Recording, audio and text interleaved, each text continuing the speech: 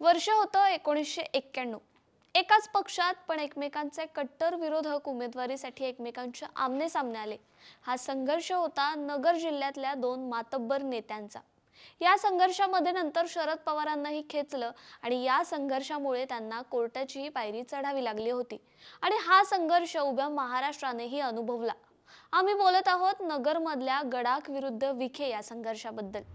राजकारणातल्या प्रत्येक अपडेट्ससाठी सरकारनामाला सबस्क्राईब करा आणि नोटिफिकेशनसाठी बेल आयकॉन प्रेस करा. 1991च्या निवडणुका जाहीर झाल्या होत्या. नगर दक्षिण मधून कोणाला उमेदवारी देणार यावरून दावे प्रतिदावे सुरू होते. एकीकडे विखे या उमेदवारीसाठी ठिया मांडून बसले होते, तर दुसरीकडे गडाख यांना केंद्रीय नेतृत्वाने माघार घ्यायची नाही असंही ठणकावून सांगितलं होतं. यामध्ये शरद पवार यांना मध्ये खेचून आणत बाळासाहेब विखेंनी गडाख आणि पवार या दोघांच्याही मागे न्यायालयीन खटला लावला. काय होता खटला? विखे पाटील आणि पवार यांच्यातील वाद 1991च्या लोकसभा निवडणुकीत विकोपाला गेला. या निवडणुकीत गडाख निवडून तर आले, विखे अपक्ष लढूनही पराभूत झाले. त्यानंतर बाळासाहेब विखे पाटील यांनी निवडणुकीच्या काळात शरद पवार आणि यशवंतराव गडाखांनी त्यांचं चरित्र हनन केलं असा आरोप करत न्यायालयात खटला दाखल केला. हा खटला सर्वोच्च न्यायालयापर्यंत गाजला. शरद पवारांचा महाराष्ट्राच्या राजकारणातला दबदबा बघून त्यावेळच्या माध्यमांनीही ही घटना उचलून धरली. निकाल गडाख आणि पवारांच्या विरोधात गेला आणि गडाख यांना पुढचं 6 वर्ष एकही निवडणूक लढवता आली नाही. आणि इथूनच विखे पाटील आणि गडाख हा संघर्ष उदयाला आला. त्याचबरोबर पवार आणि विखे हे वैरही उदयाला आलं. आता हाच संघर्ष पुन्हा बघायला मिळणार आहे. यशवंतराव गडाख यांचे नातू शंकरराव गडाख हे पुन्हा निवडणुकांच्या मैदानात उतरणार अशा चर्चा आहेत. नगर दक्षिण मधून जिल्ह्यात तगडे राजकीय वर्चस्व असलेले गडाख परिवारातील शंकरराव गडाख यांच्या उमेदवारीसाठी वर्णी लागणार अशा चर्चा आहेत. आघाडीतील वरिष्ठ नेत्यांसोबत गडाखांच्या उमेदवारीच्याही चर्चांनी जोर धरलाय. तर दुसरीकडे याच मतदारसंघातून खासदार सुजय विखे हे सुद्धा मैदानात उतरणार अशाही चर्चा आहेत. त्यामुळे विखे आणि गडाख हा संघर्ष पुन्हा अनुभवायला मिळणार आहे. 1991 मध्ये विखेंना संधी न देणं ही शरद पवारांची खेळी होती असेही बोललं जातं.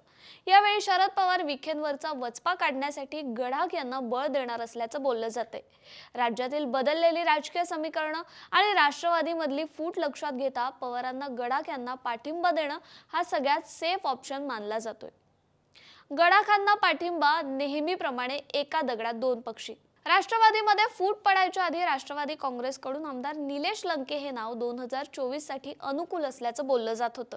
लंके हे सुजय विखेंसाठी तगडा पर्याय मानले जात होते. खासदार सुजय विखे यांच्या समोर मोठं आव्हान निर्माण केल्याचं चित्र असतानाच राष्ट्रवादीमधील फुटीत लंके अजित पवारांसोबत जाऊन मिळाले.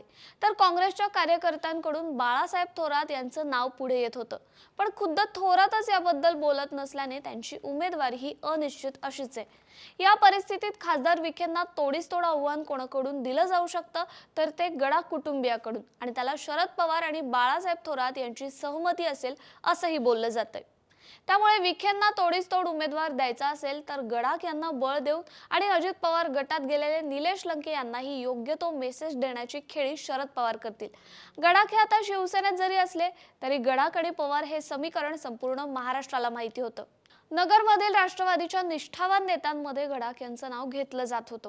यशवंतराव गडाख यांचं निष्ठेचं बाळकडू घेतलेले शंकरराव गडाख हे शिवसेनेत गेले. फूट पडली असली तरी आजही ठाकरेंच्या निष्ठावानांमध्ये त्यांचं नाव घेतलं जातं. पवार आणि विखे पाटलांचं असो किंवा गडाख आणि विखे पाटलांचं असो, हे राजकीय वैर आजही कायम आहे. पण राजकीय परिस्थिती बदलली आहे. वाद ज्यांच्यापासून सुरू झाला त्या यशवंतराव गडाखांनीही पुढे